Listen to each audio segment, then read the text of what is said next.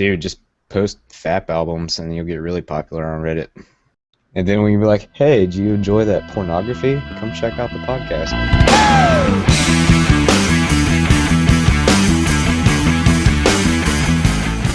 Hello there, Internet. Welcome to the second edition of the Who Gives a Hoot podcast from the gentlemen at oneweeklate.com. I'm your host, Brian, and these are also your hosts, Dane. Hi. And Doug. Yeah.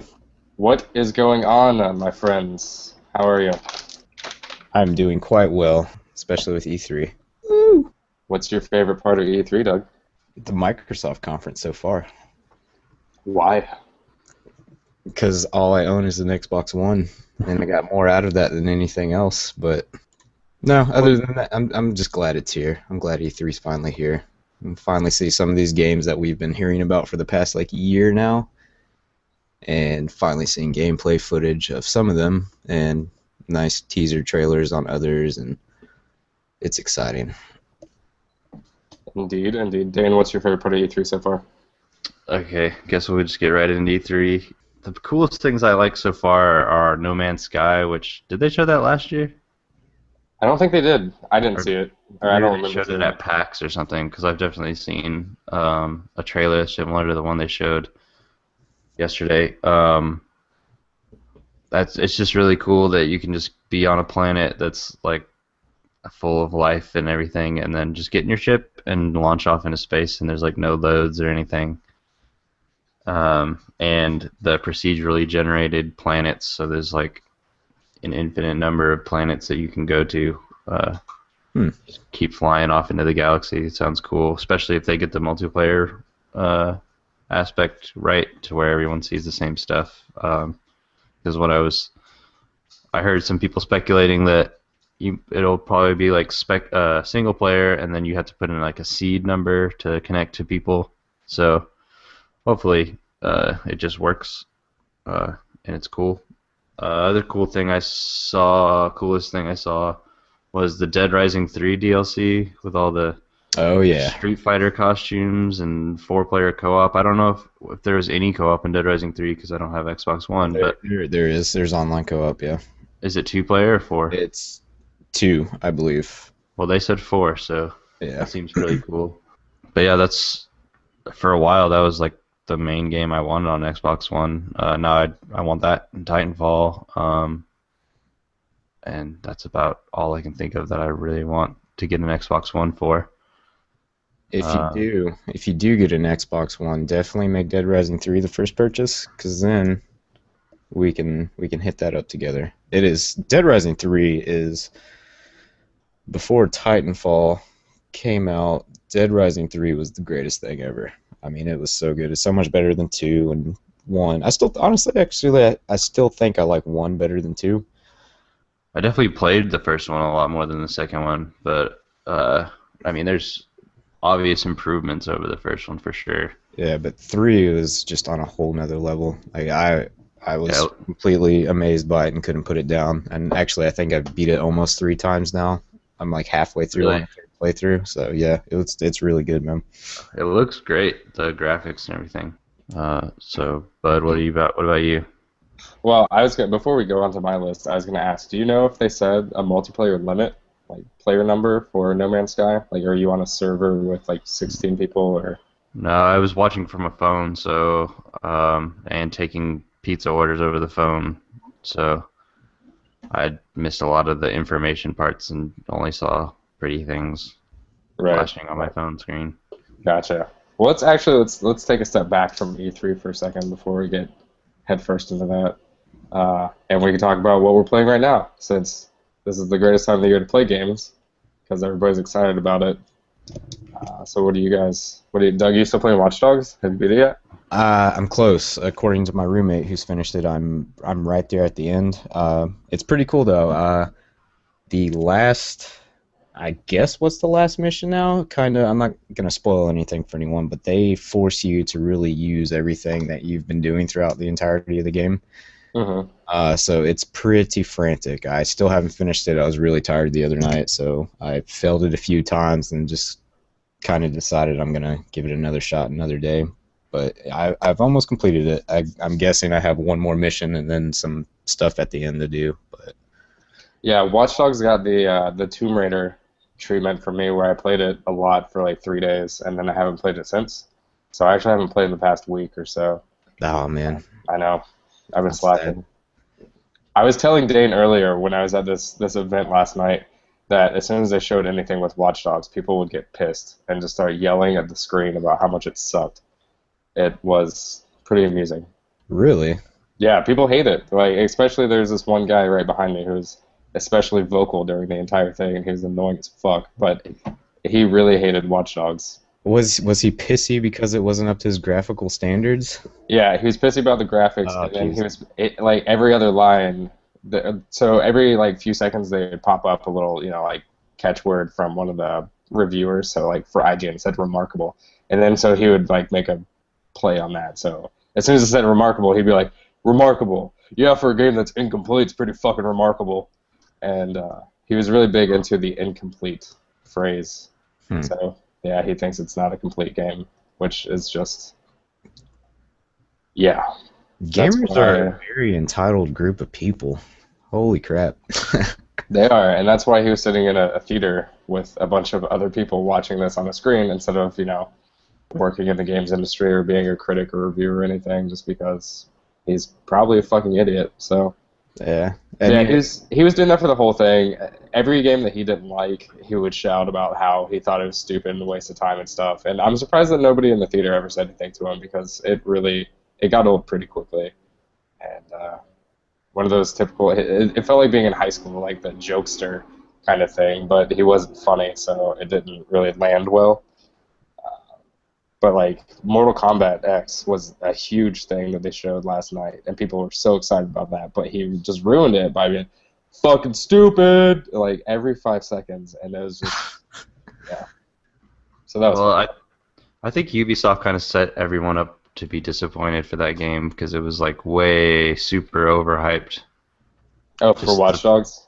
yeah, just the fact that they like in the all the trailers that I saw, it's like a true next gen experience, and I'm just like, okay, it looks like an open world game. yeah, Just I mean, another. we can't fault Ubisoft though, because they don't do anything different than what anyone else is trying to do when they're going to market a game. Uh, It's us as the consumer. We're getting our expectations too lofty, and then we Yeah, just people got let down by Grand Theft Auto 5 because the hype train was so big that then when they played this game, which is fucking unbelievable, people I were thought disappointed. Grand It's Theft Auto this. 5 was great. Yeah, exactly. Like it was a great game, but you have to compare it to like the game itself. You can't compare games to like what they're marketed as, years before they're actually finished. yeah. I think Right. that's where you fall in that trap. I just think that Watch Dogs was just like, I don't know, it was like a phenomena. It was like the the biggest marketing thing I've ever seen. It was everywhere, and everyone was anticipating it so much. It was that it just could not live up to that. There I was no mean, way. it worked though. They sold, what was it, 4 million copies? Yeah, they sold Uh, a ton in the first 24 hours. I'm sure they did. I didn't. I was gonna buy it, but and then just last minute, I was just like, it's just another open world game. I can save my money for It now. it really is. Like that's the thing. Is that I really enjoyed the time that I was playing, but when it comes down to it, it is kind of just another open world game, which sucks that it's not this amazing thing, but I still think it's fun. I think that's what people forget when they talk about games. It's like whether it's fun or not. I mean, there's parts where I'm playing Watch Dogs, and I'll tell myself I'm enjoying this more than Grand Theft Auto 5, but that usually doesn't last through my entire playthrough, because I don't think anything is going to be better than Grand Theft Auto 5 until Grand Theft Auto 6 comes out. But Right. there are little like moments of genius with Watch Dogs where I feel myself enjoying it more than what I do with Grand Theft Auto. But it's an open world game, but there's just enough difference there to warrant a purchase in my mind at least. But yeah, I mean, I'm not going to fault you for not buying it because obviously that's your choice, and it Yeah. is just another open world game. I mean, I'm sure I will enjoy it when I do get around to playing it, but the financial situation I'm in right now, I'd rather just like back on what I've what I've been playing, I just played Skyrim yesterday for like 5 hours. And Nice. that game is like 2 years old, so Yeah, 3 years but old. I Three. would still play that if I could. Yeah. Yeah, me and Trisha were at Walmart the other day, and there's a Skyrim Legendary Edition that has all the DLC, and Yeah. Yeah. it was $30. So Wow. Jeez. yeah, so we have two Skyrim discs now, and two 360s, and two That's TVs set up in the living room. So nice. I would like to sit and watch that for hours. And then get headaches and. Oh yeah, I get like super headaches. I have this thing where when I watch people play first-person games, I get headaches if I watch for more than like 20 minutes. So that would just destroy me. if you Unless watch, if I watch a first-person game, but if it's a third-person game, I'm totally fine. and if you're playing, you're fine. Yep, I can play for like 15 hours, no problem. But if I watch for 20 minutes, I've heard of people getting motion sickness from playing a first-person shooter, but I've never heard of someone that can play it and not watch it. Yeah. I prefer it this way. I'd much rather be able to play than watch.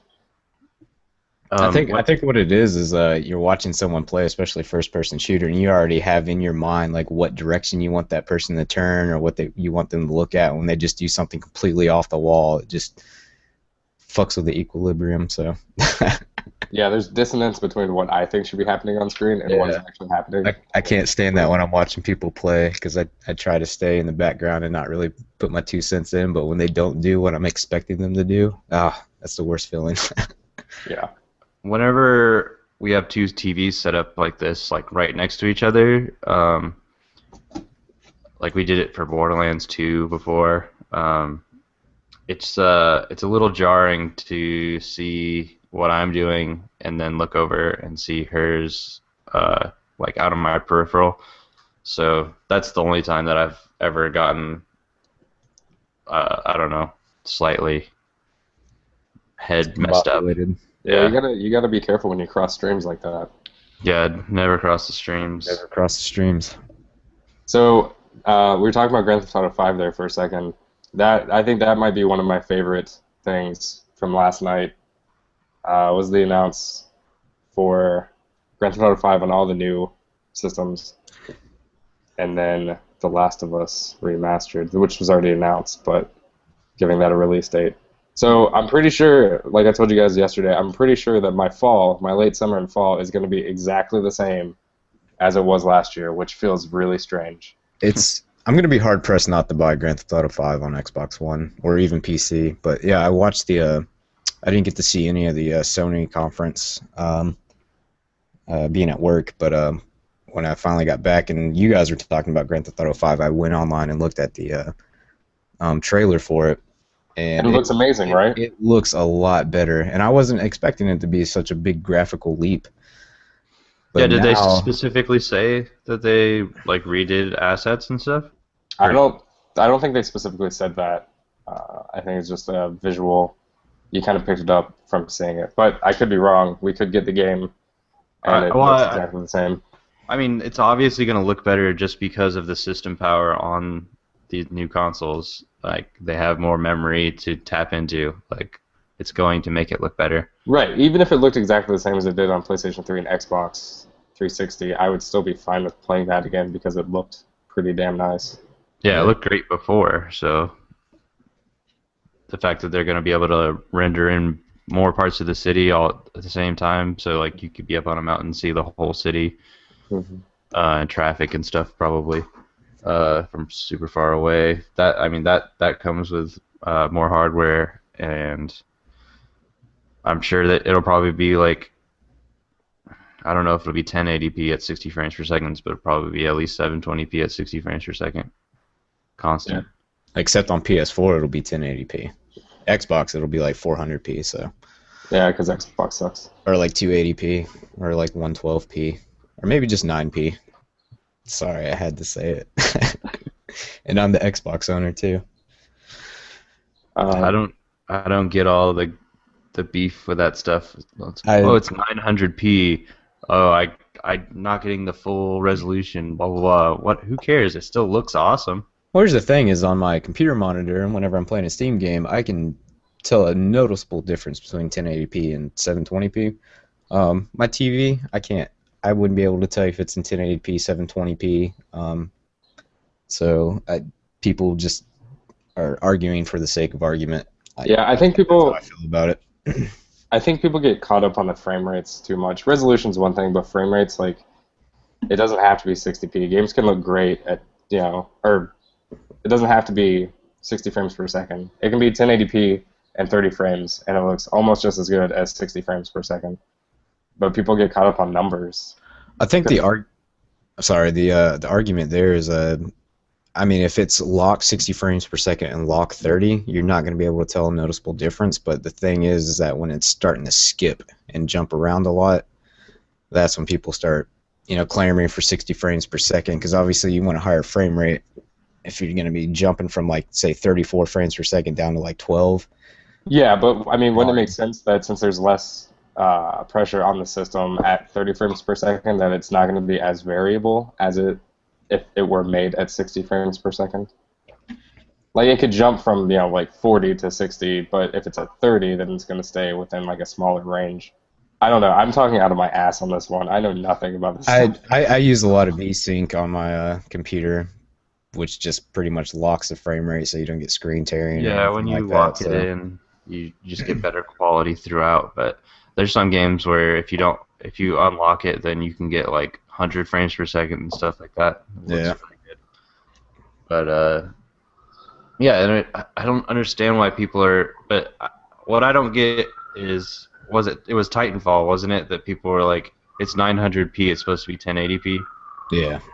Well, on PC, there's like way higher resolutions where it's like, I don't even know, 4,000 something by 2560 or something like that. 4K pretty much. Yeah. Who fucking cares about 100 lines of resolution? Like, it doesn't make any sense to me to make it such a big fucking deal on the internet. Agreed. Definitely. Yeah. Anyway, Mario Kart 8's awesome. Have you been playing that? Is that what you're playing? Yeah, I've been playing the shit out of that. Nice. I saw credits because I beat all the cups the other day. I haven't unlocked all the characters, but it looks great. I finally played somebody in multiplayer. I haven't gone online yet because I'm not very good at Mario Kart, to be honest. Because I've been getting first in like every race I play against the computers, and then this dude came over and played with me and beat the shit out of me, and I got beat by like 6 computers too. Like I was in 7th place. Like what? I don't know. But I also I think I told you guys this before. I haven't played a Mario Kart since Mario Kart 64. Mm-hmm. Wow. And like I think in the GameCube one, they started having all the customizable kart stuff. And this one has motorcycles and there's like all these different kinds of karts, and I was just sticking with the regular kart, and that guy came over. It was Peach on a motorcycle and was like way ahead of me the whole time. Talk about your all-time intimidating Peach on a motorcycle. It is cool that you can you can pick your body or your chassis and your tires and all that stuff. So it's cool that you get to customize the karts. Yeah, pretty soon it's going to be like a Mario Kart Gran Turismo crossover. Would be nice is if they took like some of that Mod Nation Racers elements. Like you can absolutely customize everything. That would be sick. That'd be cool. It's funny you talk about Mario Kart because my roommate Stephanie has a GameCube that she hasn't. It's been unused since we moved in together, and she finally brought it out to the living room and plugged it in. So all 3 of us have been playing the GameCube version of Mario Kart, which is like the Double Dash or whatever. Yeah, I never played that. I think they have an arcade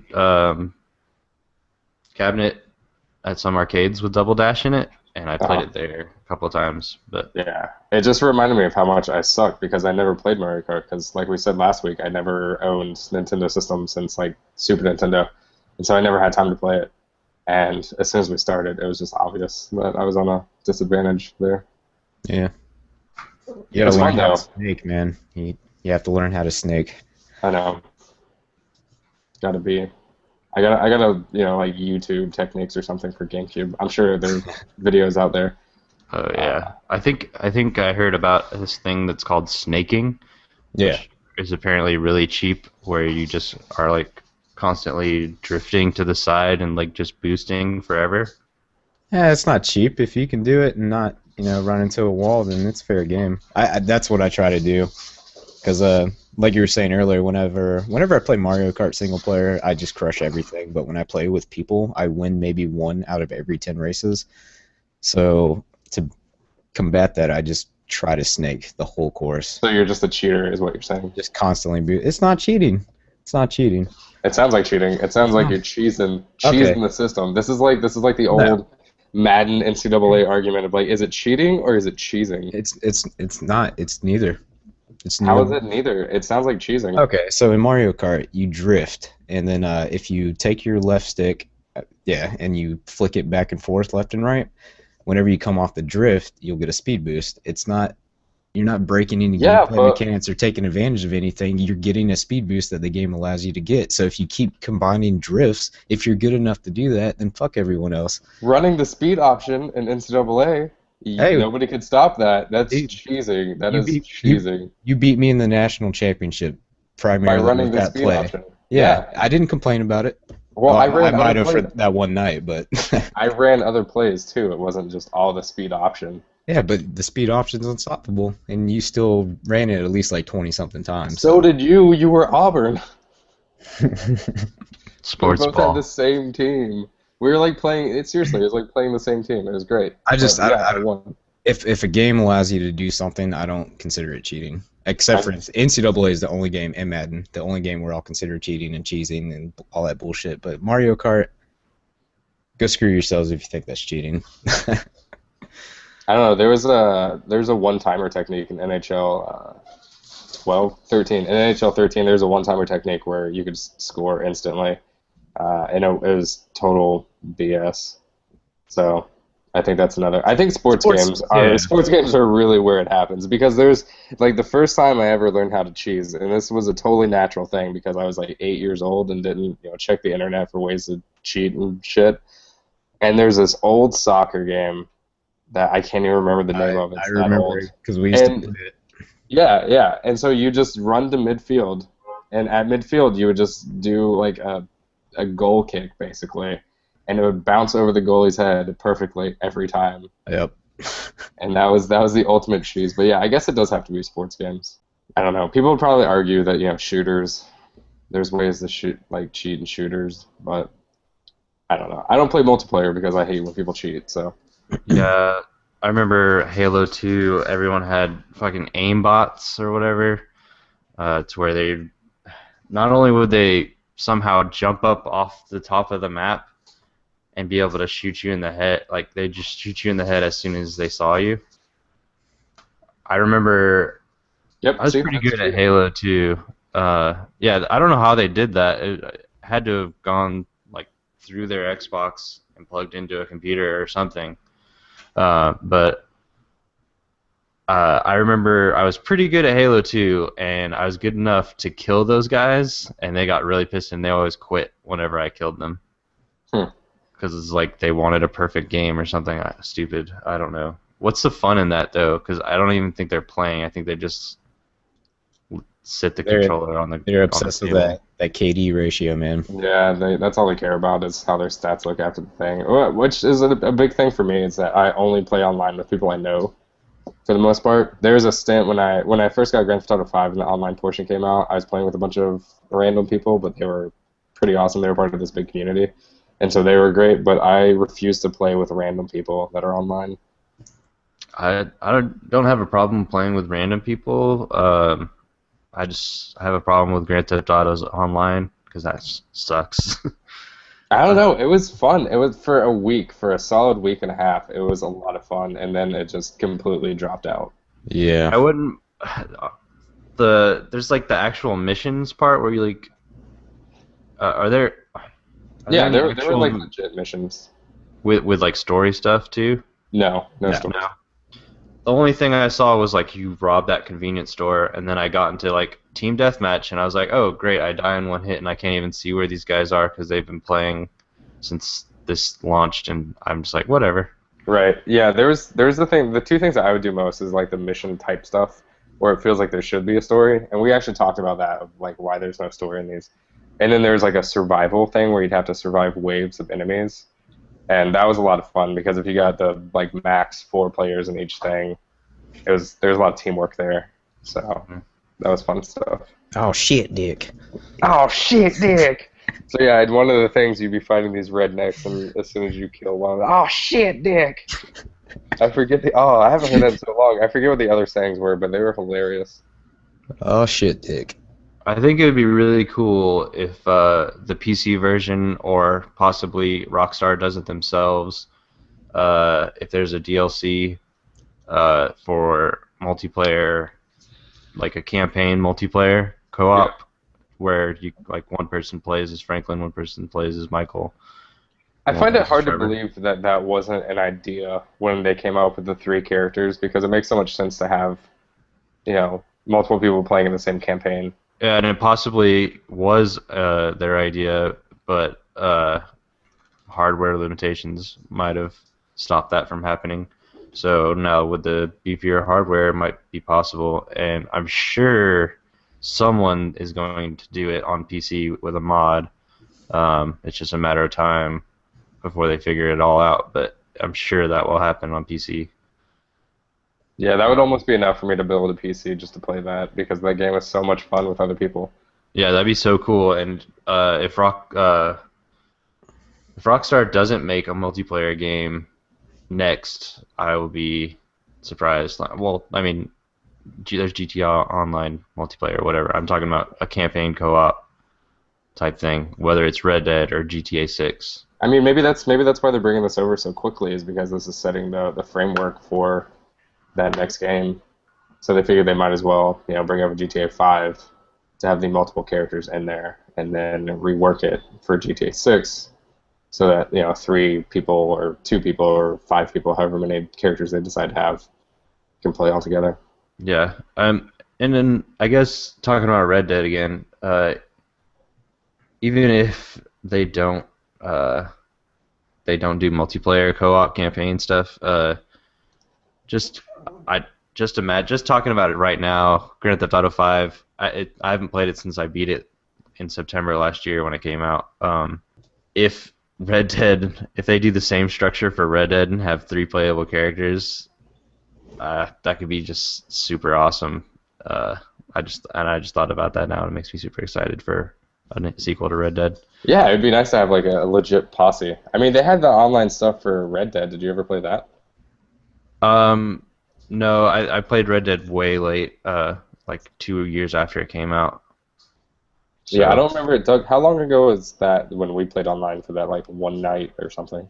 A while ago, right? Yeah, it was at least 4 years ago, 3 years ago. When did it come out? 2010? It's either 10 or 9. I don't remember. It was a while ago. It's been I years. think it was either my sophomore or junior year of college, so it was 3 or 4 years ago. I think because you were, I remember you were riding on a donkey, right? Because you thought that was fun. Yeah. And I ended up shooting you, and then we just kind of dicked around for like half an hour, and that was it. But does it give you the whole world? Yeah. Yeah. Okay. I know I didn't play any of it, but I think I saw videos of people just running around. Thinking about it now, I mean, Red Dead's multiplayer is very similar to GTA Online, where you have people on a server, everyone's in the world map, and there's little missions placed throughout that everyone can be a part of. So it's very similar to what GTA Online is. Yeah, and then there was multiplayer in GTA 4 too that wasn't great. Yeah. I didn't really care for GTA 4, but man, there's a big following out there that's still playing it, especially on PC with all the mods and everything. Oh man, I saw a mod yesterday for PC, and these pop up like every few months. I'll see a new mod for GTA 4, and it just looks so unreal. It looks like looking at a photograph. There's the Iron Man stuff. Did you guys see that Iron Man mod? No. Yeah, that's an older one though, because they've had Iron Man, Superman. I think my favorite one I've seen was that you can play as a horse, and just the horse like getting in and out of the car and killing people was hilarious. I remember playing GTA 4, the multiplayer before the game came out, because I was working at Movie Gallery, and We got the games like 3 days early. Nice. Yeah. Good times. So hey, E3 happened. Press conferences happened yesterday. You talk about that some E3. more. Yeah. E3. E3. Sunset Overdrive. Let me go ahead and throw that out there. Did any of you get a chance to view that? I saw the trailer where the guy was talking, but I don't remember the gameplay. It came like right after that, but sorry. It reminds me a lot of a mixture of like Left 4 Dead and man, I guess I would say like an Infamous type thing, because the whole point, I guess, of the game that they're trying to stress is just constantly be moving, because they want to get away from the standard fare of taking cover and getting shot at constantly. But there's like these zombified humans that kind of look like the bloaters from Last of Us, just a more cartoony visual style. But yeah, the whole point is to keep moving. You're constantly, like in the video, they showed him like grinding on power lines and like bouncing off of awnings and like umbrellas over like lawn chairs and stuff. And there's a really cool part where he's like on a roller coaster going around like slapping these zombies off of it and like shooting them and blowing stuff up. And it just looks like a really fun, frantic game. And it's single player and multiplayer, I believe I heard. So you can get a bunch of buddies together. That'd be a really good game, especially if we all had an Xbox. That would be a really good one to get. It just looks like a lot of fun. Yeah. That's probably my favorite game that they showed at the Microsoft conference, just because it was so unique. Speaking of Sunset Overdrive, Insomniac Games, when did they become Microsoft? Like, when did they become Microsoft exclusive? Because they were always, like, Spyro was PlayStation exclusive. What else did they have? Ratchet and Clank, wasn't that PlayStation exclusive? Yeah, that was. Resistance. Yep. That's kind of not so much with Bungie, because they're still doing multi-platforms, but it seems like Bungie was really excited to hop over to the Sony side of things. I didn't know. Bungie has like a documented like terrible relationship with Microsoft, and like Microsoft owns the Halo license and all that. So I don't remember hearing anything about Insomniac being like, "Fuck you, Sony. We're going on Xbox." I shouldn't have worded it like that. Like, I don't think Insomniac was giving the middle finger to Sony or anything, but it's just strange to see all these studios just kind of flip-flopping from one side to the other. It's weird. Because like Ted Price was up there talking about Sunset Overdrive, and he's always at the Sony conference. So what else? What did you think was cool, bud? Well, the only thing I saw was the Sony conference, because I was at work right up until then. So everything I have there is all the same stuff. At the very end, they saved Uncharted for the very end. That was mind-blowing, I guess. I don't know if it's actually mind-blowing. I was so sad when I remember you telling me like Uncharted 4, they showed it and all this stuff, and I finally watched it, and I was so pissed. I mean, it looks incredible, but I was like, you're gonna give us like a 20-second teaser trailer? Like, show me some gameplay, man. Yeah, there was actually a thing at the event I was at, they had the 30 minutes of exclusive content and whatever after. And one of the things was with Naughty Dog, with Neil Druckmann and Bruce Straley, and they were talking about Uncharted and The Last of Us remaster, and they were talking about just a little teaser trailer and showing the like the skin moving and like the blood on the skin and how real it looks, and it looks amazing. But I would like to see it in gameplay format, because that would be so difficult to put into a 20-hour game to make it look that good every second. And at this point, who knows when it's actually going to be finished. So that's why I said, like, it was mind-blowing, but at the same time, it's really hard to care, because I know it's still so far out. Yeah, I mean, that's what I'm waiting on to get my PS4, and also the white PS4 bundle. That is intriguing. Yeah, there were a lot of people. I was actually pretty curious about that. When they announced the white bundle, people freaked out. They flipped to shit because, hey, it's this new PlayStation bundle and it's white. But it's the same hard drive size. And honestly, I think the black PlayStation looks sleeker than the white one. So I don't know What's why that was such a big deal. what's in the bundle? I think it's Um, Destiny. It comes with a digital download of Destiny. It's being well, bundled with. yeah, I'm actually not sure what the bundle was. That's according to IGN. That's what I read. Yeah, I mean, I'm sure IGN's right. They're IGN, Yeah. but yeah. So that give or take that, like it was interesting news, and it's cool for people that like white hardware. I guess just didn't really do much for me. I think it's the option now because they're slowly starting to, bring the white out, and there's gonna be like the blue and red Well, eventually, like they have now. But I think people just get excited over you having the know, option. yeah, people get excited about having options, with like cameras and stuff. So that was pretty nice of Sony to give us more options. Just can't wait until Microsoft comes out with a different color Xbox. Oh, I can't wait to hear the Xbots go on about how Sony's trying to copy Microsoft now with the camera and the Kinect. And I love Yeah, fanboys. They make me chuckle. yeah, they're good times. Other stuff I thought was really cool. I like the Order has been something that I've read so much about, but half-heartedly read about. I didn't know like anything about the game until last night. I had just seen a couple trailers and read stuff and heard people bitch about it. But actually seeing the gameplay when they showed that it wasn't just a video, but it Yeah, was it looks incredible. it looked amazing. And knowing that your enemies are lichens and have the whole like werewolf thing, like that's pretty cool. And the cool thing to me is that lichens are like semi-intelligent creatures, and so it was kind of cool to hear it talk and taunt you basically before it just ripped your fucking face off. So I'm pretty excited to play that game now, which sucks because it's another one of those delayed games. Like I'm getting Yeah. excited about all these games that aren't close. The Order was one of the games that I was considering when I was trying to have the battle within me if I wanted to get the Xbox or PS4 first. Like the Order was one of those games that was trying to bring me over to the Sony side. I mean, it just looked really good, and it appears to have a lot of like Gears of War type elements with the cover system. Like it looks fluid, and like you kind of like cling to it, and just like the over the shoulder type shooter. I'm so glad it's not a first person shooter. Yeah, definitely. Me Um, too. the thing I've been doing for the past, I don't know, year or so is I haven't been looking at any preview coverage of like any game. Yeah, I try not to. Yeah, I actually don't watch trailers like ever. I'm the opposite. I'm always watching them, which is probably bad because it ruins some of the fun. But Yeah, with the exception of E3, like because I want to see the game announcements. I want to see.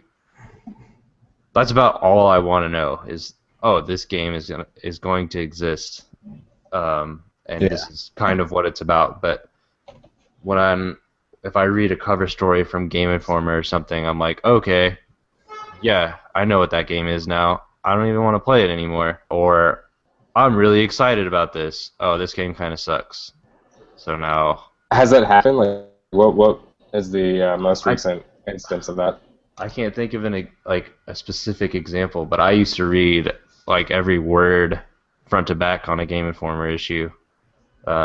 So like a big game will show up in a Game Informer like 5 different issues, before it comes out. Hmm. And just by that time, I have all these expectations, and I'm just tired of my expectations not being met. So I just try to play the games fresh, without knowing hardly anything about them except the basic premise of whether it's interesting or not. So when you said that the Uncharted trailer was just a teaser, I was like, that's what I want. I just want a little snippet to say, oh, new Uncharted, awesome. Stuff like that. Yeah, I think the only things I care about games, as far as saying stuff, I trust that games are going to look incredible as time goes on and technology gets better. So graphics wise, I'm not concerned about that. The only thing I want to know is yeah, roughly like the story. Like for Uncharted, you pretty much know what you're gonna get. But if it's a new IP, I want to know roughly what it's about. If it has zombies in it, I'm probably not gonna play it because I'm tired of zombies. But So I want to know like roughly what it's about, and then a release date. Like the release date is all I care, so I can kind of like plan out my schedule of games, because I don't want to have two things overlap. Yeah, I read as much as possible. I watch videos and stuff, but I'm kind of the opposite where I don't really hold any expectation because I almost have lower expectations whenever something seems really hyped or all this. I'm like, there's no way it's gonna be that good or whatever. Yeah, I'm constantly reading, constantly watching videos, trying to find out as much as I can. And I mean, I don't really have a problem with it as long as they're not really spoiling anything major. But yeah, I almost have zero expectations when it comes to games now. And you're pleasantly surprised by the ones that turn out good, and you pissed when they suck. But I don't hold anything up to a standard anymore. I just kind of let the developer make the game they want, and I'll see how much I enjoy it. Yeah, for me, I almost don't feel like I've played a game in a while where I just actively think like, man, this sucks. Yeah. Like for me, it's one of those things where it's like, this is what they really wanted to make? Like this is the direction they wanted to take it? Like that's strange, and then I'll probably stop playing it.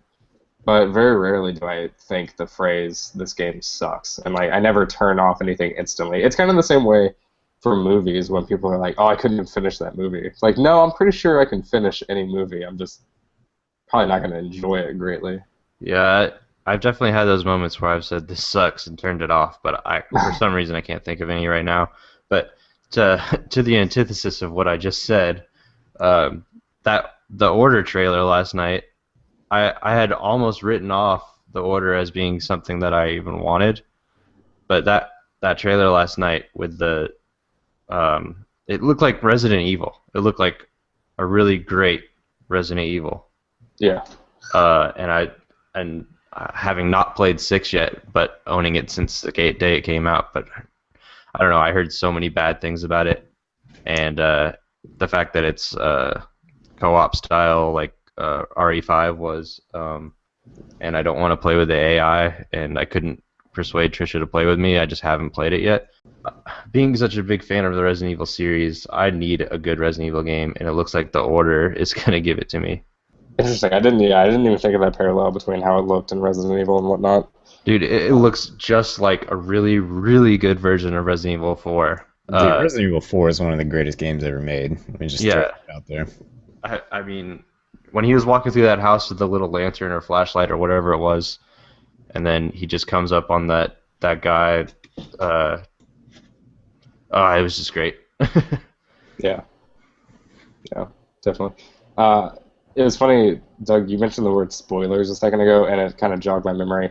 When they announced The Last of Us, like not announced it, when they showed the trailer for it, they had a screen pop up, like a text screen, and said, this trailer contains spoilers. And like half the audience there was like, "What the fuck?" There were people literally covering their eyes and ears. It's so funny. But like, how have you not played it yet? You've heard about it for like a year now. How have you not played The Last of Us and you're going to a special Sony event? Yeah, exactly. I'm just about to say the same thing, man. There's no way there can't be a single person in that theater that didn't play The Last of Us. And The Last of Us was free on PlayStation Plus at one point. Was it? Wasn't it? Was it? Probably, maybe before I got Plus, I didn't pay attention to that. I'm fairly certain it was. I don't think Last of Us has been free yet. I'm pretty sure it was, but I didn't get it. I wasn't a Plus member at that time, but I didn't get it because I'd already beaten it, Right. Either way, there's no excuse. Like, so much time to play games. If anybody at any of those events actually had any of the games spoiled, and it wasn't even that bad. They didn't have like. Explain the trailer. What was it? Because I still haven't watched that one yet. It was just little slices of all the cinematic stuff throughout the game. Oh, okay. But it didn't really. That's why I was wondering why they had the spoiler thing, because there wasn't one time where it really spoiled anything. Like you kind of the trailer. Yeah, you saw Joel when he was. At the very beginning. Well, you saw. That's true. You see Ellie's arm and that she's bitten, but you find that out within the first hour. So, but the only thing that gets spoiled is that you can kind of see Joel fall in that rebar, and then him in the mattress, obviously fucked up. But still, that's not a huge spoiler. Like, it's a survival game. Obviously, one of your characters is going to get hurt. Yep. So, I don't know. It was cool. But I'm pretty excited about that. But I just thought it's so funny that people reacted to that like, little text screen. People are weird, man. People are weird. Assassin's Creed 4 looked incredible, and I'm hoping that it harkens back to the Assassin's Creed 2 days, because I still think that was my favorite. But Yeah. it looked really good. I was excited when I was watching that, man. Damn, that game just looked good. So are you ready for this conversation now that we started yesterday? Oh, the one about how I hate the goddamn follow missions and all the That's the Assassin's one. Creed. Yeah, dude. I don't even know what else to say about it. They just suck. They're crappy. I wish they would go away. But Well, Bud likes to say that you're an assassin, you sneak, you follow people, that's what you do. But they are so poorly executed. I just wish they would can them completely and just give us some other ulterior way of going about that. Did you play the first Assassin's Creed? The first one, yeah, I've played them all. Yeah, I played them all too. The first one, I don't know why, but a lot of people dish crap on the first one. I love the first one. The first I one's love the probably first one my too. third favorite. I'll put number 2 as my first, and then probably Black Flag. I didn't really care for Brotherhood and Revelations, although they were good games. But yeah, I would have the first Assassin's Creed as my third favorite out of the series.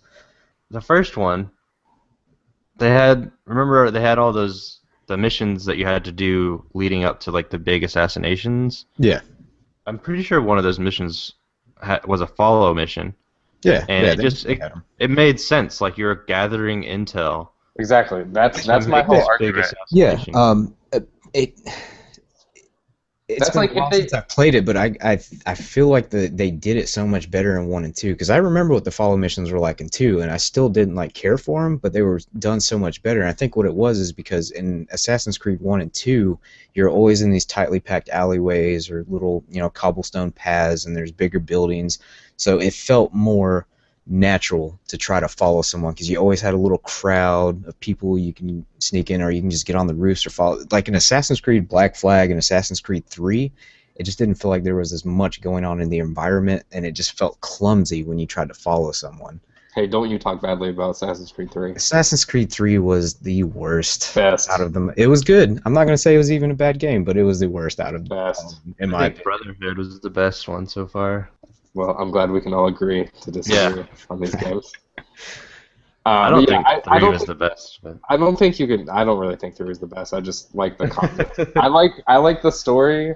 You're and an American the history time man. frame. Yeah, like I just bought a book on the fucking Constitution. I And, beat up that dude, stuff. I totally understand that, but man, 2 just had made such a big impact on me, just being in Italy and just like these big, massive structures and all the architecture and just the art from the Renaissance era, that felt more vivid and more alive. And you go to 3 and you're like, man, the tallest building here is like a 3-story mansion. Like, Yeah. it felt. I get that. I don't think that changes like it's still necessary to have the follow stuff, or there's got to be some way to get intel. But as long as we're in these it's not modern times, so you can't hack into somebody's phone. I know, but to get information. Like you have to like either intercept letters or listen to conversations. Like that was the 2 ways to do it. it just I hate those follow missions, and I honestly can't think of a better way to. The only thing I can really think of is to, I don't know, make it more natural, like, because every like 30 seconds they'll stop for no reason and just look around and turn around, and it just feels very out of place. So maybe they just need to do just I can't even explain what they need to do. Yeah, something I think is funny, especially in the Assassin's Creed games, since you mentioned like the stopping and turning and looking around and stuff. It's funny how easy combat is, but how hard something like that is. Like it literally feels more difficult to follow someone and not be seen than to kill 30 people. Yeah. Which I totally get that argument. Like that is a major disservice to people that play those games. Like that, just because you're following someone and it's a mission doesn't mean it has to be hard. Like I could see like if they just bring back the difficulty and make it natural. Yeah, But I don't think they should get rid of it. There's just way too much of it in Black Flag. I mean, I enjoyed Black Flag. Like I said earlier, I think it's my second favorite Assassin's Creed game so far. But every time you'd get to a new part of the map and you'd meet a new villainous character, and it was always immediately followed by a follow mission. Yeah, but I mean, Assassin's Creed, if they've been one thing since they started the series, it's that they're not exactly innovative, and every game follows the same structure. Yeah.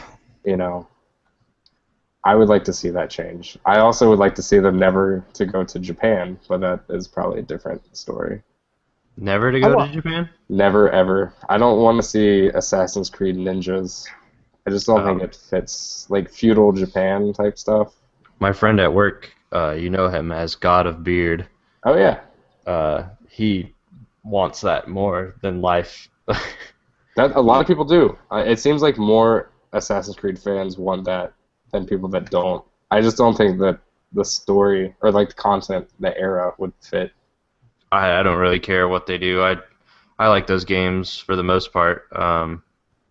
If they can come up with a good enough reason to go there, then by all means.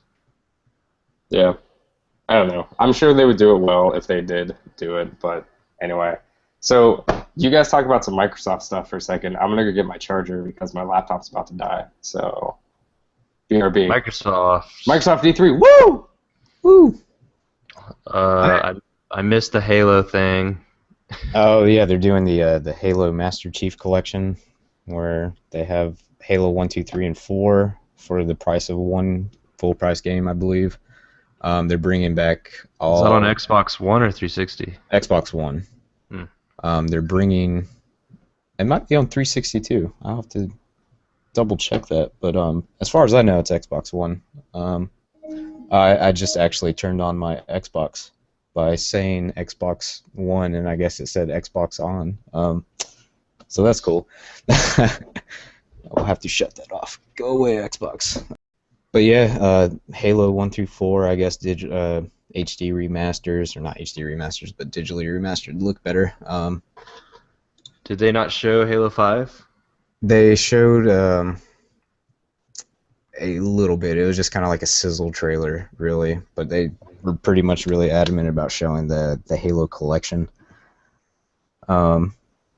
The whole conference, man, I felt it was good. I love the fact that the first thing Phil Spencer said when he comes out, he was like, he touched on how they actually listen to the community, and I guess that's why they went with the Kinectless Xbox, and really everything that people were complaining about, they're trying to right their wrongs originally, which I personally didn't have a problem with it. But, like I said earlier, gamers are very entitled people, so I understand that Xbox kind of needs to do this to get back in that cool zone along with Sony. Yeah, he was really talking about pushing home, that we are making games for gamers and we're still a gaming system. And when he said, like, the whole presentation was going to be nothing but games, I just said, thank God, because, like, I do not want any, like, Kinect demonstrations. As much as I do enjoy my Kinect, like, I don't want Kinect demonstrations. I don't want, Dance Central or whatever, which they showed for, like, a minute, and thankfully they didn't go on, like, some Usher type deal they did a while back, but yeah, it was good, man. It was just really good to kind of get the point out there that we're listening to you, and this is what we're trying to do for you, and we're trying to get back on the same page, and I thought that was really cool. What was that game that they Phantom Dust. Did you play that? I never did. That was new to me when they said they're going to bring back another old cult classic. Yeah, I never even heard of it. I've had people tell me, I guess it looks like a fighter game, but I've also had people tell me, or not tell me personally, but I've read over some forums and stuff that it was also a card game. Yeah, it's apparently some weird hybrid card action game. Yeah, that's beyond me, man, because I'd never heard of it before. Yeah, me neither.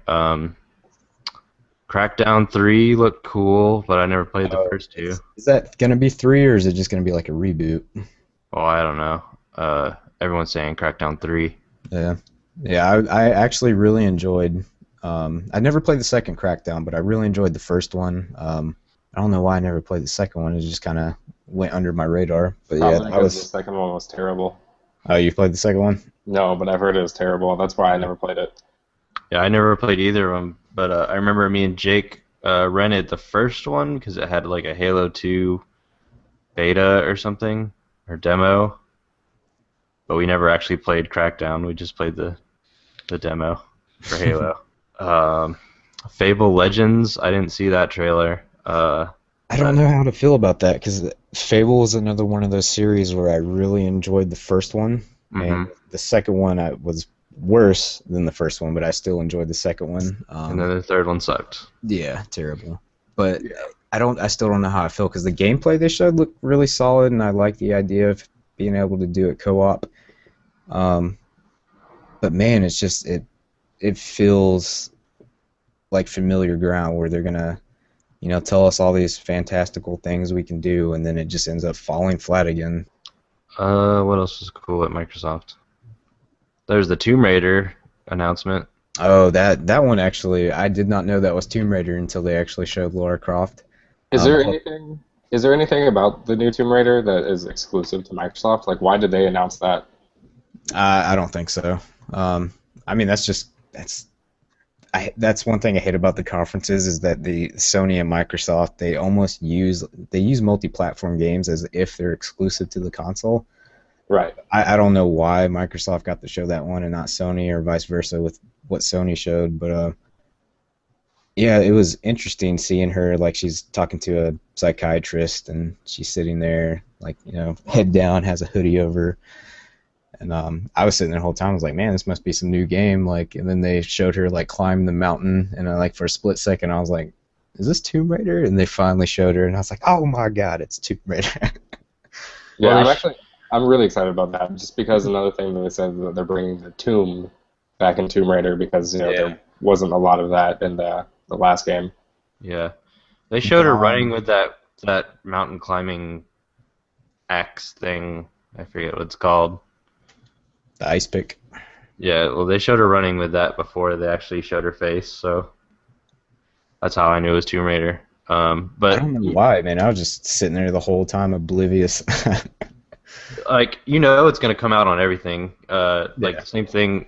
They showed Assassin's Creed. Assassin's Creed is going to come out on everything. Ubisoft wants to make as much money as they can. And so does Square Enix with Tomb Raider. So.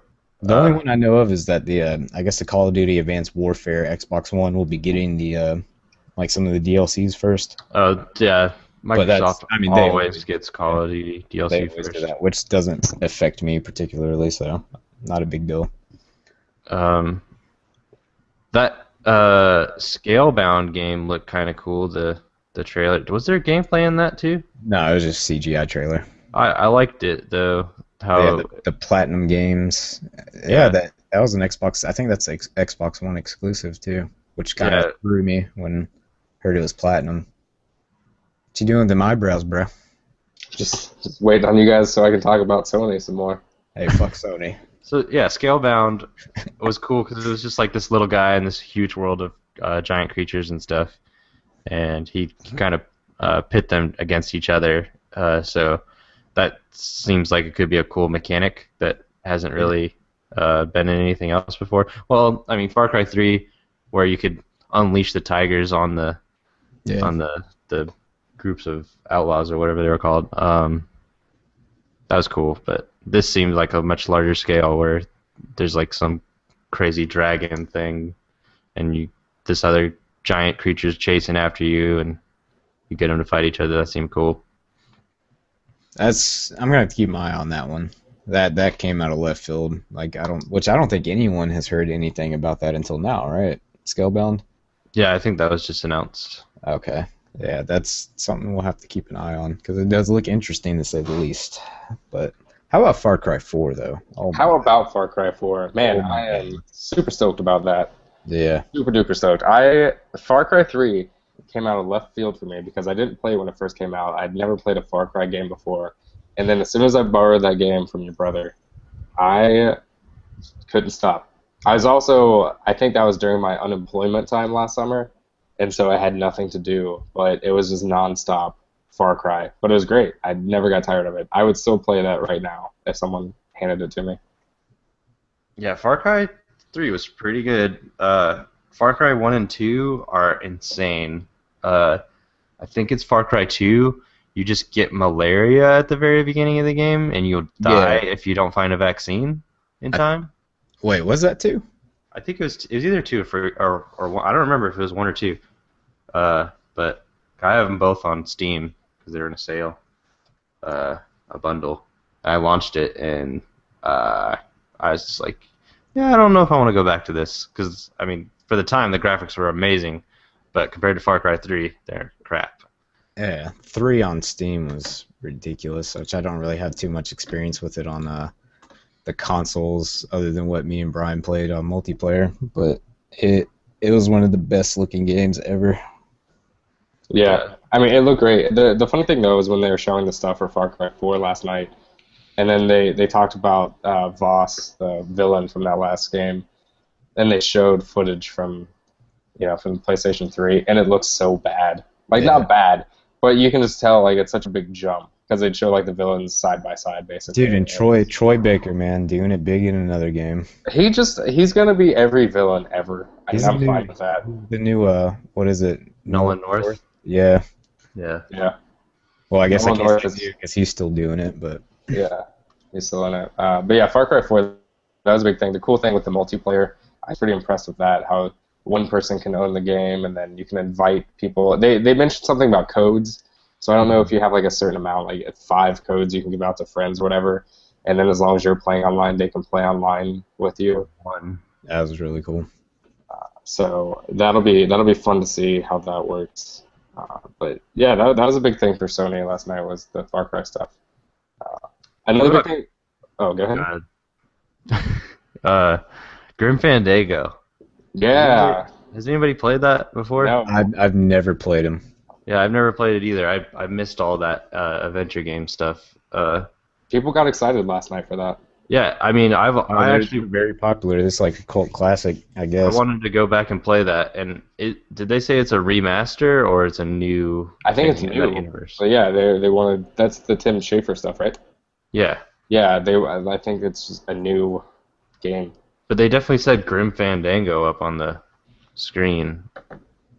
I don't know. Maybe it's just remastered. I don't know. Whether it's new or remastered, I'm gonna play it because that stuff looked awesome. And I've been trying to find a way to find and play the old ones. I tried to find even older stuff than that that Tim Schafer worked on, like Day of the Tentacle and Maniac Mansion.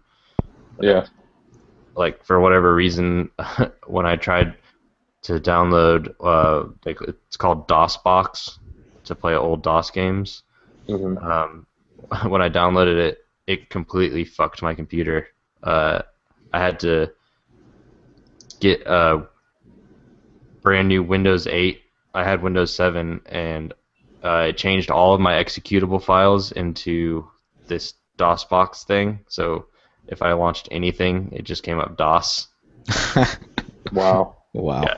So I had to go and find a copy of Windows 8 and install that, and I hate Windows 8 now. But that's what I had to do to fix my computer, to salvage it. Yeah. Didn't get to play. There's some more, I guess, slightly big Xbox news. Well, really big Xbox news, but DX12 is supposedly coming. We keep jumping back and forth. I'm sorry, it just popped up in my head, but apparently that's huge because it's such a smarter way to use memory now compared to DX11. So is that gonna affect Xbox One? Supposedly, which I say that because again, this whole conversation, everything's gonna be 1080p, 60 frames per second, and but yeah, I saw some pie charts and graphs and all this stuff of what it's doing, and it's just pretty much, I guess it's a smarter way of compression, so you can get more done using less. Mm-hmm. So, yeah, that's about all I know of it. But apparently it's this big deal, and it's supposed to be I think Halo 5 is going to be running on DX12, and apparently it's supposed to help a lot with, I guess, compression rates and making everything up to snuff on the Xbox One compared to Sony, but... What were we talking about before? Sorry about that. All right, Brian, have your Sony-gasm. All right, here we go. More Sony stuff. Big thing, PlayStation TV. It's huge. It's already out in Japan, I believe. Vita TV? No, PlayStation TV. Yeah, well, they changed the name for America. It was Vita TV in Japan. Right. Oh, okay. Right. But yeah, so that's pretty cool. That's coming. It's only $100 or it's $99, so it's in that like sweet Sony price range that they keep making stuff for. But they're getting really big into the streaming stuff, and so it'll be interesting how this works. I still don't know how I feel about streaming games because I feel like the experience just can't be that good. Well, this is a question I had.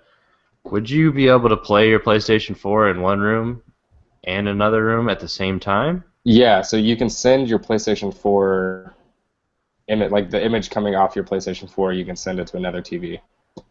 But you wouldn't be able to play two games. Correct. Okay, because I was like, for $100 to have ostensibly a second PS4, yeah, that would be amazing. Because I mean, we already have two giant TVs. Right. Yeah, I don't think that's how it works. But so you just be able to stream games, right, and then transfer the image. Not that useful to me. Sure. Yeah. Yeah. And plus, the other thing I was curious about is like, is there really, if you have a PlayStation 4, and you know, like PlayStation Now is getting closer to being released everywhere, is there really a point for the PlayStation TV? For non-owners it makes sense, but for like us, I don't know. Well, I don't know. I think it's more of a family thing. Right. To be able to go into another room and play a game if you're... It's like the Wii U. The big thing about the Wii U was, oh, I'm playing Mario. Oh, but my dad's going to come home and he's going to play. He's going to watch the baseball game or whatever. But, oh, I can still keep playing on my little screen. Or, I see. On my little screen. Right. That makes sense. But then other stuff, the Arkham Knight trailers, and the gameplay, that was pretty cool. The Batmobile looks great, except it kind of bothers me a little bit that when you go into battle mode, it turns into like a tank from Halo. Yeah, apparently it just kind of, you can just kind of strafe. Yeah, you just strafe and shoot things, which I don't know how I feel about that. The battle mode in particular, I think, seems kind of forced because the Batmobile has never been this like weapon of mass destruction, not like that. I love it. It's definitely had rockets and stuff, but. Oh yeah, it's had weapons, but I don't think the strafing. I think it's the strafing that gets me. Yeah, but you know, I mean, it's trying something new. I respect that. That's pretty cool. Either way, I'm gonna play the shit out of that game. Oh my god, man! That finally seeing gameplay footage, dude. It was nice. I got a bat chubby. Chubby. Wow. I don't remember if we talked about this last week, but I feel like Arkham Knight could be delayed as much as they want. Like, I feel like if they put it off and put as much work into it as they possibly could, and just for whatever reason, and having all these Batman games, like 2 years, has it been 2 years between each? It just seems like oversaturated with all this Batman combat lately. Because like I barely got through Arkham Origins. I was like, man, this is more X and Y and X and Y and XX Y. What has me excited is just the fact that Rocksteady's taking the reins again. Because Origins, I liked it, but it didn't feel like Arkham City's play area just felt more real and just more alive, even though there wasn't really civilians, but Origins just felt really empty, and it just felt like a chore getting from one part of the map to the other, and the only saving grace that kept me pushing halfway through that game was the story. I felt the story was really strong, but gameplay-wise, it couldn't hold a candle to Arkham City, so I'm really excited about getting back to the Rocksteady side of things as opposed to WB Montreal, I think it was, that did Origins. Arkham Asylum and Arkham City, I like 100%ed. Arkham Origins, I didn't do anything on the side. I just did the story, mainlined it. Yeah, same here.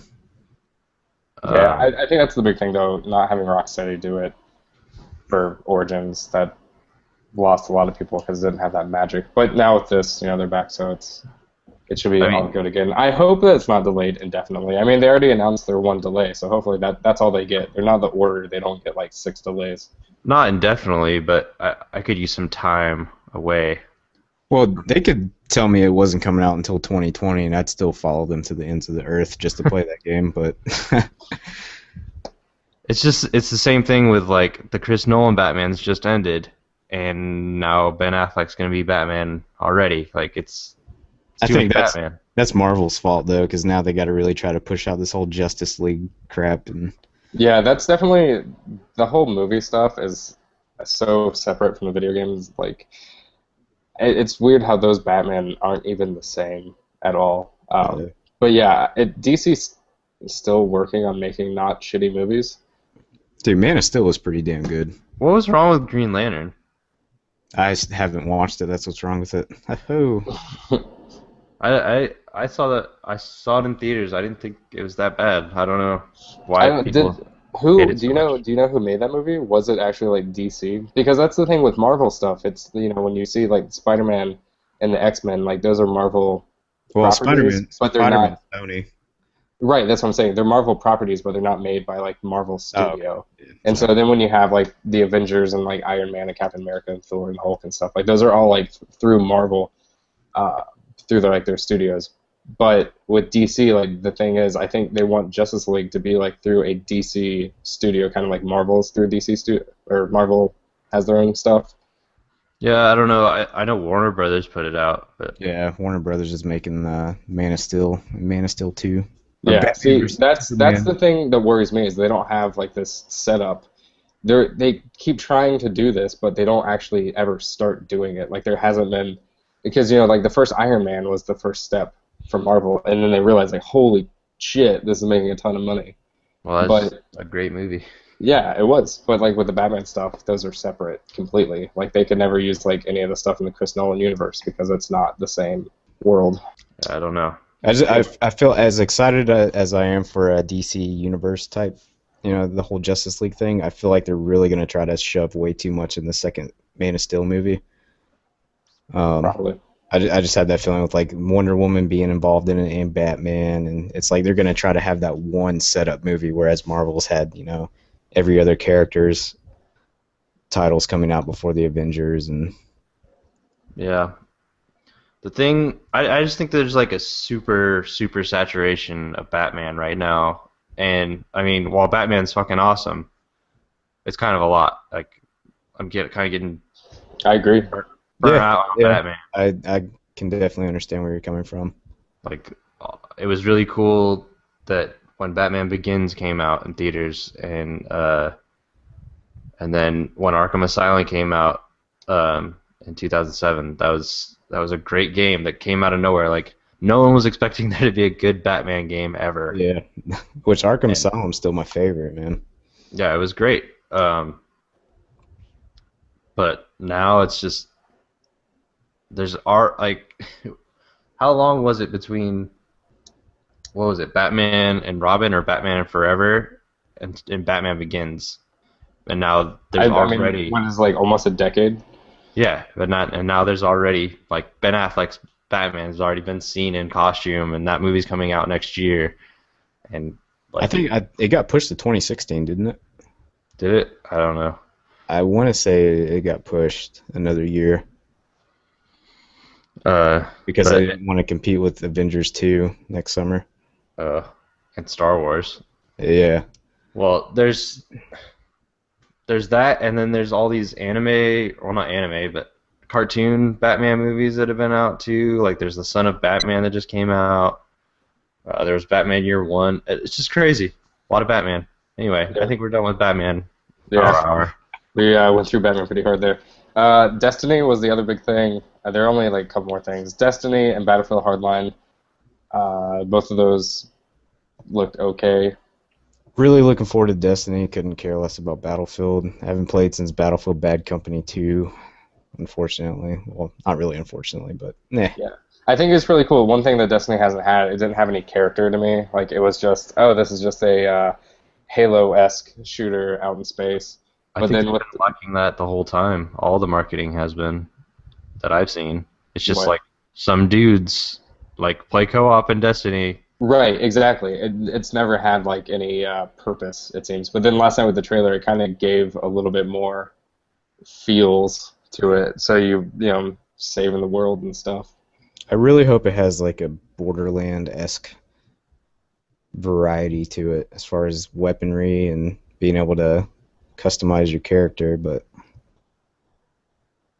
Yeah. I'm excited for it, so. Yeah, it'll be interesting to play that. Little Big Planet 3 was pretty popular among people.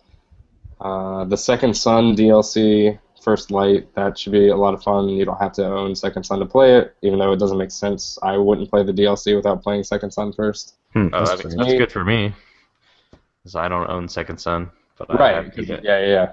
But you can play this. I'm curious to see like the size on that, since it is technically a standalone thing. It should be pretty cool. But you play as Fetch, the Neon girl, which Neon was my favorite power, so I think I'll really enjoy the DLC. Yeah, and her powers looked cooler. Yeah. Her being the master of them instead of just absorbing. I'm so ignorant right now. Thank you for throwing that in there. Yeah.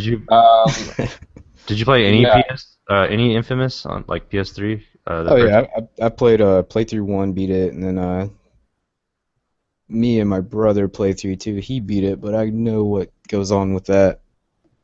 Okay, a little throwback to Infamous information.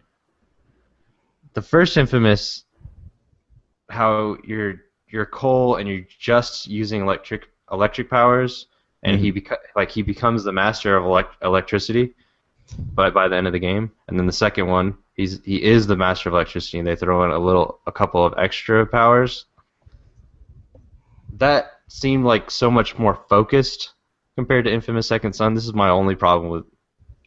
I don't even know if I said this in the review, but the fact that there's so many powers to juggle, it's like Jack of all trades, master of none, and that kind of really sucks. So the fact that they're doing this First Light and focusing on Fetch and Neon power, I think it can be really great. Mm-hmm. That, and she also has kind of an interesting backstory with all the drugs and whatnot with her brother. Spoilers. Whatever. God damn it, Dane. Now I'm never going to play Infamous. But yeah, the last thing that this has nothing to do with games, but one thing I think is funny how Microsoft is focusing on games only. Like they tweeted this picture of, games, and that's all they tweeted. It just said games, and then it's like hashtag Xbox or whatever.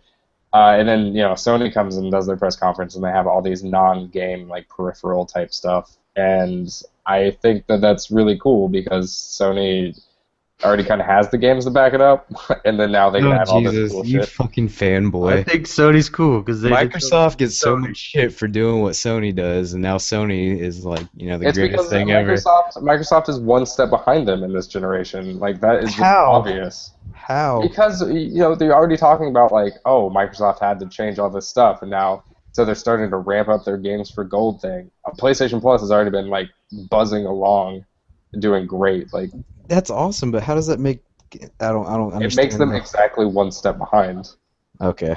until they just do something. Maybe they do something amazing with Kinect, and then it makes sense of why everybody bought that. I don't know. Maybe Sony does something with the camera that makes it give you a reason to buy it. I hope that camera kills people's children. That's what I hope. That was really harsh. I'm sorry for anyone with children out there. Last night when I forget the guy. What's the guy's name? That's like the CEO. No, that wasn't that guy. Not Shuhei. Mark Cerny. The guy that announced the price. Andy. Yeah, I think it's Andy something. When you said that we had the camera separate from the beginning. Yeah, that was kind of. Yeah, and he was making that joke. I thought he was gonna keep going, and I thought he was gonna announce like a PS4 bundle with the camera for $399, just to throw it in their face. They're like, oh, you took your camera out to make it $100 cheaper. We're gonna put our camera in and keep the price. That would have been nuts. I'm sure if they could have done that. I'm sure they could have done that, but I thought something like that was coming. Something crazy, like, oh, you dropped your price to $399. Well, we dropped our price to $349 or $299 or something crazy.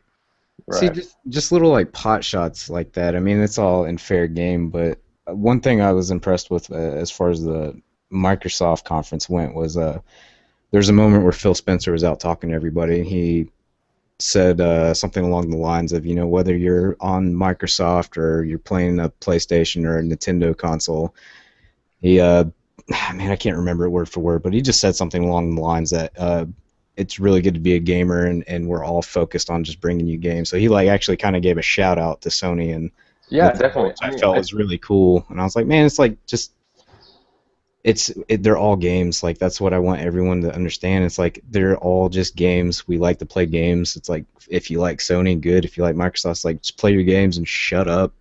Right. Like, I mean, that's the thing. For most people our age, we've all owned a console of every, like, one of the three big manufacturers. And so it's not that I hate Microsoft. Like, I love Microsoft. If I felt compelled to buy an Xbox One, I would have had no problem doing that instead of a PlayStation 4.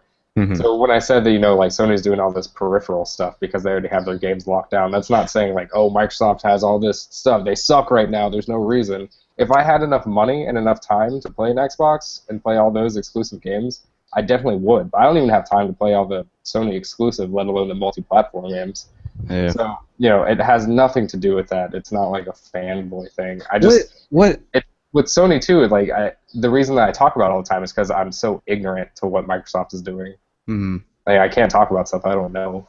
The whole thing with the games, and like, what games do Sony have locked down? Because that's all I ever hear. And like, yeah, Sony has great studios and they had great exclusives on the PS3, but it's like, what have we heard other than Uncharted and maybe The Order that is like making everyone think that Sony is just like, the bee's knees of the game industry right now? I think that's the thing, is that I don't focus, like, in my mind, I don't look at exclusives in that way. So when I talk about games, it's really multi-platform stuff. So, I mean, it's the Batmans and the Battlefields and crap, like Destiny's multi-platform and all that stuff. Like, I don't just focus on Uncharted and The Last of Us and, Naughty Dog stuff, or like, Sony Santa Monica, and like, God of War was okay. I didn't like blow my load to it or anything. So yeah, but the biggest game for me, honestly, in the next year is probably going to be Far Cry 4, and that's multi-platform. Like that's just what I mean. That I could be having almost the same exact conversation from the Microsoft side if like two things had gone differently. Yeah. So if they didn't have the Kinect in the bundle, and I could have bought an Xbox One 6 months ago for $399. Then I would be having this exact same conversation from the other side. Anyway, the thing that I was talking about with all the peripheral stuff is that they're creating their own content, I guess, to compete with Netflix in a way, and so they're making this TV show called Powers, and it's a comic book focused thing because that's the fan base. And Brian Michael Bendis, who's like a legendary comic book writer, he did like a ton of Spider-Man stuff for a long time, and is still like on one of the executive boards for Marvel, or creative boards or something. Anyway, so they're doing this show called Powers, and it's supposed to come out like later this year, but it's all free for PlayStation Plus subscribers, and it's little stuff like that. Like, I think that is so fucking cool that they can move past gaming. Just this, like, you're not getting that far away because it's still like a comic book based TV show, which is so close to gaming. Well, Microsoft has already like announced several television shows that they're making for exclusive to Xbox stuff. Have they? See, this is what I'm talking about. Like, this is what I have no idea. Yeah, there's supposed to be a Halo show in the works that Steven Spielberg's attached to. Ridley Scott as well. They announced that at the conference. With you actually get that whenever you order or whenever you just buy the Halo Master Chief Collection. You get all like full access to the whole series of the Halo. I can't remember what they called it, but yeah, it's like Steven Spielberg and Ridley Scott are involved with it. So hopefully, because of those two names, it'll be really good. There's that, and then there's the Quantum. What is it called? Quantum Break. Quantum Break. Have you heard about that? That game is going to be something to keep an eye on, because not only like what I guess I've heard about it is you're going to play a chapter of the game like you're actually playing, and then you'll get like a 30-minute episode that is affected by what you've done in the game. And I guess the episodes are being released side by side with the game. But yeah, you're basically playing a game and a television show. Yeah, and it's live action. Like, Yeah. Oh, it's really? strange. Yeah. Well, the game isn't, Right. but it's a Yeah, live it's action totally TV show. Yeah, like supposedly the things you do in the game affect the outcome of like a certain episode, or I see. so it's like a branching TV series, which is really nuts to think It's a about. strange concept. Yeah, that's an awesome concept. It's like something like that would be enough for me to want to buy an Xbox because that sounds, if they do it well, that sounds amazing. Yeah, it's weird, like some kind of cop investigation thing, but there's also some kind of weird time. Yeah, they have the power to like stop time, or there's like time breaks. I don't know if they actually control time, Yeah, it's weird. or if they're, like time breaks and everything stops. But it looks interesting. I'm not gonna say it looks awesome. And it's from the people who made Alan Wake, so Nice. Alan Wake and Max Payne. 1 and 2, yeah. Cool. Cool beans. But yeah, Sony is notorious for talking about their entire business portfolio, including their televisions and everything, during their press conferences. And for years and years, they broke out these huge charts to show how good their business was. And I think last year was like the first year that they didn't have those charts, and then this year it was a lot less of that stuff. And like, was Kaz Hirai even in this conference? Brian, can you? Kaz Hirai? Don't believe so. Isn't he like the CEO? Yeah, but he wasn't in there. I think the highest person they had was Shuhei. What's the guy that took over for? Is he the CEO of SCEA? The guy who took over for Jack Tretton? Yes. The guy that came out and he did the Mortal Kombat. Showed the Mortal Kombat trailer. Oh, that guy. Yeah, whose name I totally... The one with all the bad jokes that I can't remember now. I don't remember him. His Yeah. name. But I was... Kaz Hirai wasn't there. That was strange. And he's been a big face for PlayStation for a long time. Yeah.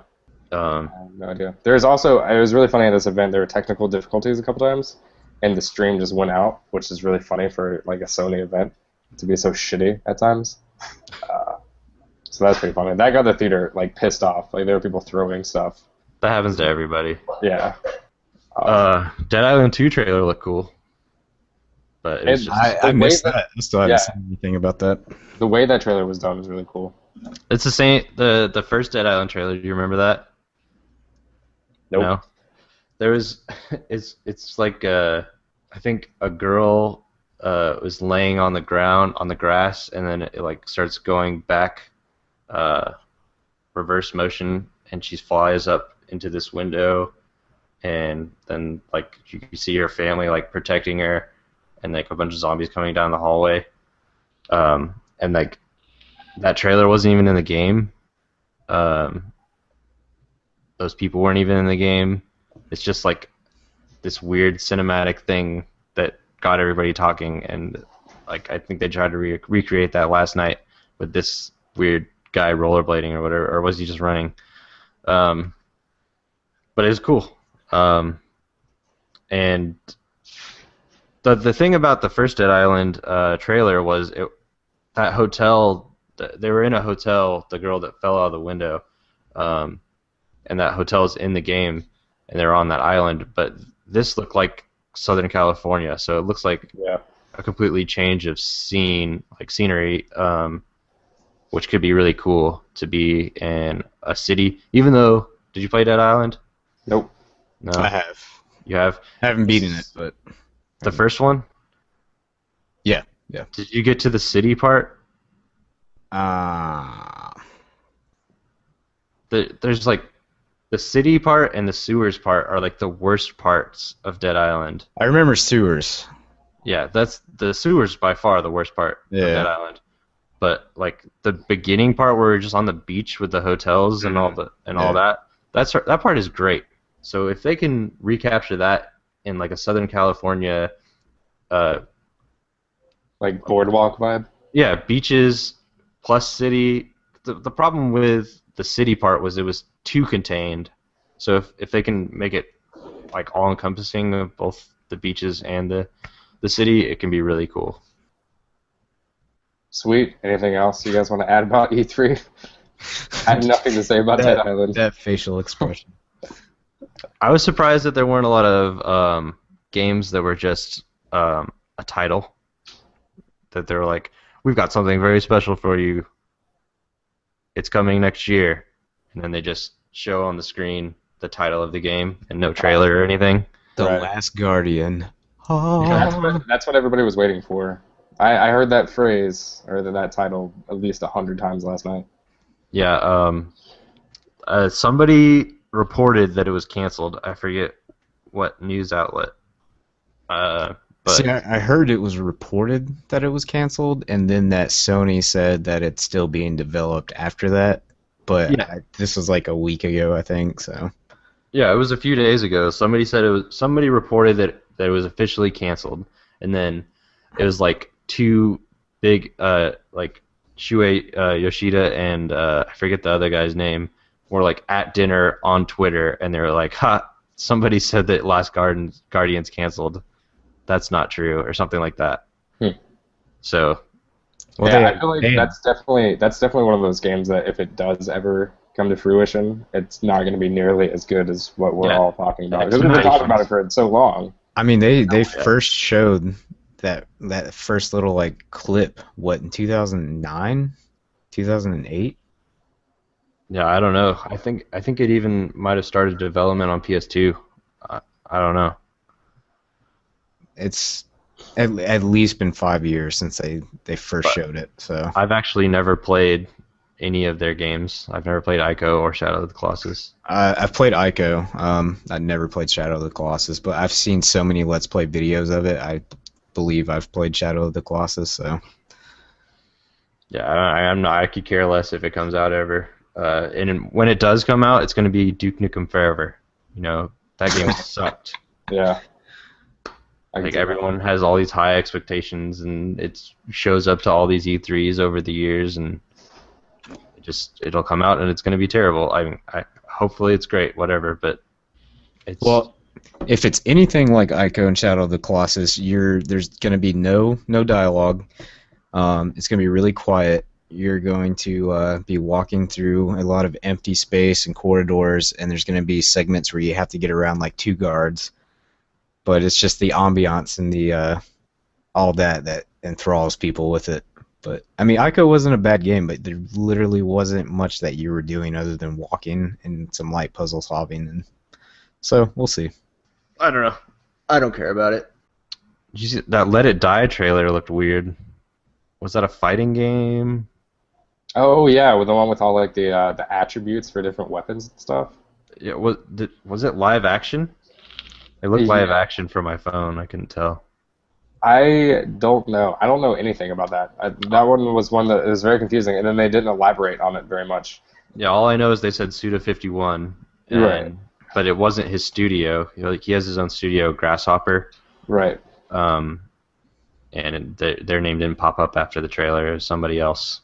So if it's Suda51, it's going to be really zany, over the top, high thrills action, right? Yeah, did you guys play Shadows of the Damned?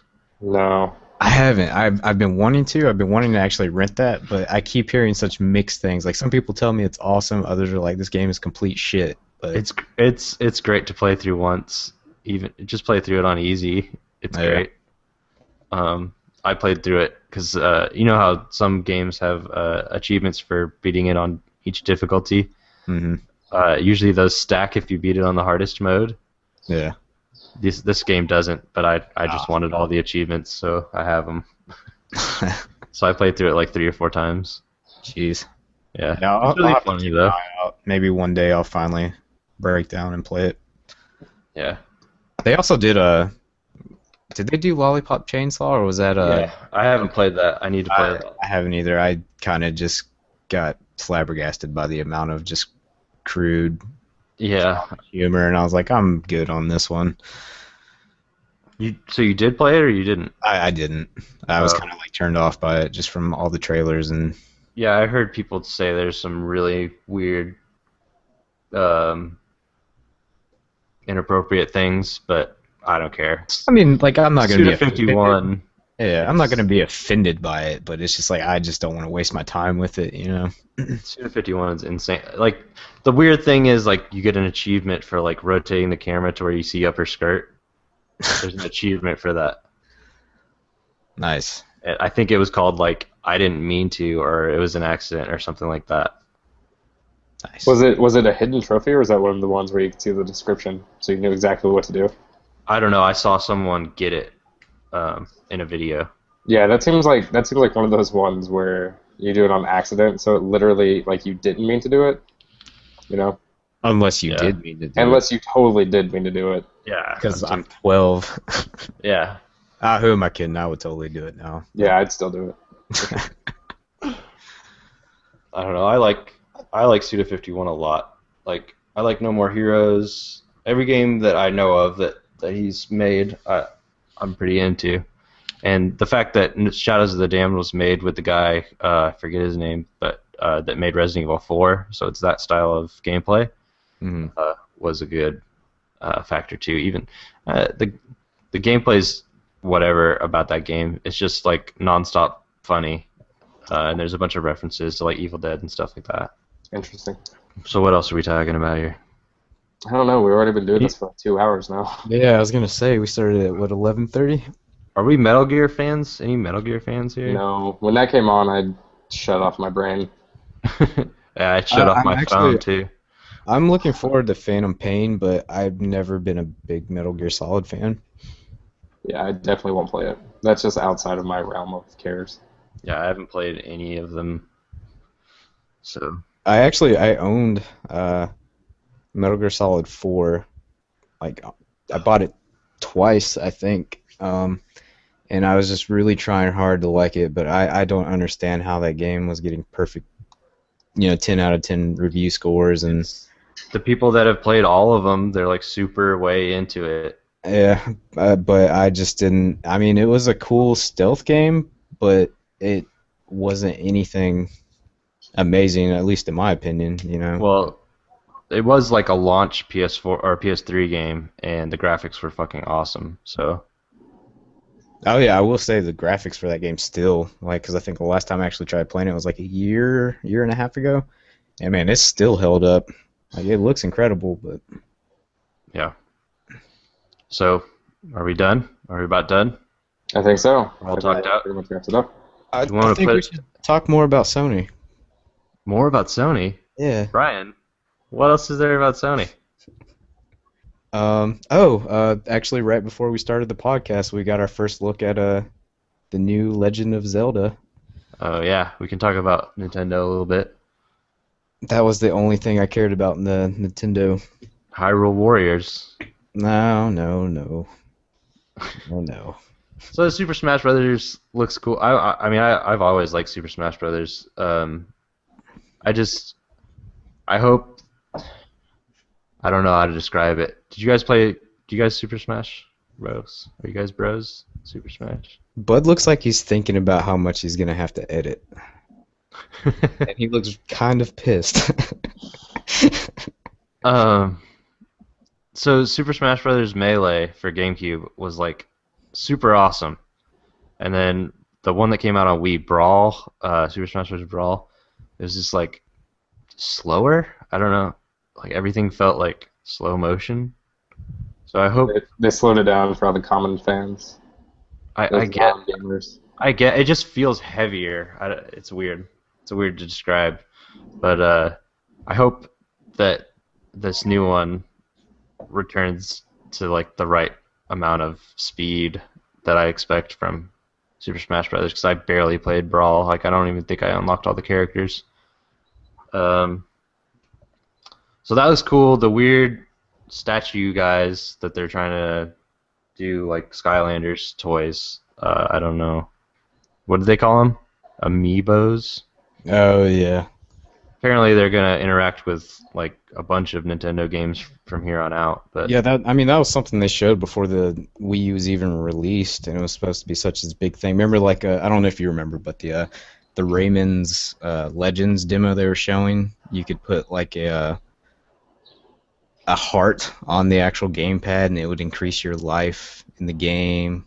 Yeah, I mean they were showing that years ago now, but it's finally coming to fruition. So we'll see how all I that don't is. remember that, but I know that they had the RFID chip scanner thing built into the gamepad, so Yeah.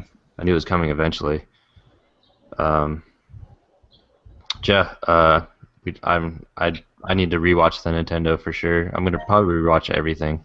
Yeah. Give it all a second look. But yeah, so we didn't do this last week, but we should put a thing at the end that says to talk to us, like emails. Like most podcasts I listen to have emails at the end where they take listener questions and Yeah, whatnot. if somebody made it all the way to the end of this, how about? Well, I mean, you can mention that, but I'll just put it in the description for the video. Yeah, what's Are the we? email address? Should we? I honestly would have to look it up. I think it's like 1 week late gaming at Gmail. Yeah, that's our YouTube channel, so that would be the Gmail address. I could Yeah. probably. Are we Well, done right now? no, we're still No, podcasting. Oh, this is I was still. like, man, I was waiting for the really cool send off, and Yeah, we're getting to it. Handshake closer. But yeah, so if you have any questions for us, you can leave a comment. We might read those. oh, we will read them. Well, I mean, we might read them on the podcast. Doug will leave comments, and then I'll delete the video, and then Doug's comment will be lost forever. Oh, On YouTube? I don't know. I don't know if you noticed that last week, Doug. After I took that first video down. I had to explain to people my blunder though, and now they'll think I'm a fucking retard forever. No, I explained it. I copy and pasted Oh, okay, good, for the second one. good. Way to look at the stuff. Way to look at the stuff. God. If we Yeah. don't even look at it, who will look at it? So email us with questions about video games or whatever. About Batman, because we like to talk about that. Yeah, Batman. We know things about Batman. Yeah, emails. Comments. If we wrote comments. anything on the website, you Tits. can there. Tits, No. Hooters. Hooters, Hooters, GTFO. yeah. We're owls. Oh yeah, I gotta give my shout out to the Hooters, like the first podcast. All my Hooters out there. All the Hooters. I'm thinking about doing a contest. Well, yeah? what's your giveaway? Slow down now. Like, I'm thinking Down. that if someone were to happen to listen to this podcast and hear that I'm going to do a contest, and then on the next podcast Not do a contest, and they'll No, be super pissed. do a contest, but it'll be like in the middle, I'll say some word, and you have to email us that word or comment that word and be the first one to do it.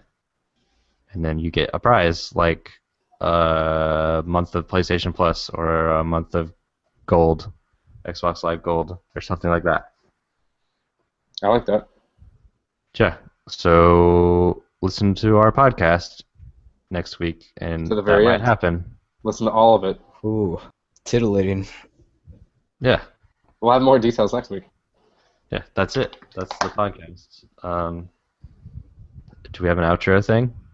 We do have an outro thing. It's all of us saying goodbye. Okay. So thanks for hanging out, guys.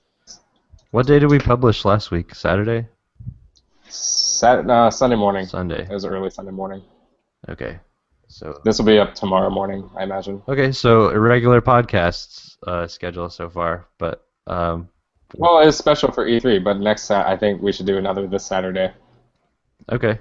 I'll have to check my schedule. I'm pretty sure I'm working. Yeah, we'll talk about schedules outside the podcast. though. Yeah. Come on. Yeah. All right. Fuck you guys. So this has been episode 2 of Who Gives a Hoot? Number 2. Saturday We beat the spread. We made 2. Yep. That's All right. it. Have fun. Talk to you guys later. I love you. Oh, clean it up, Johnny.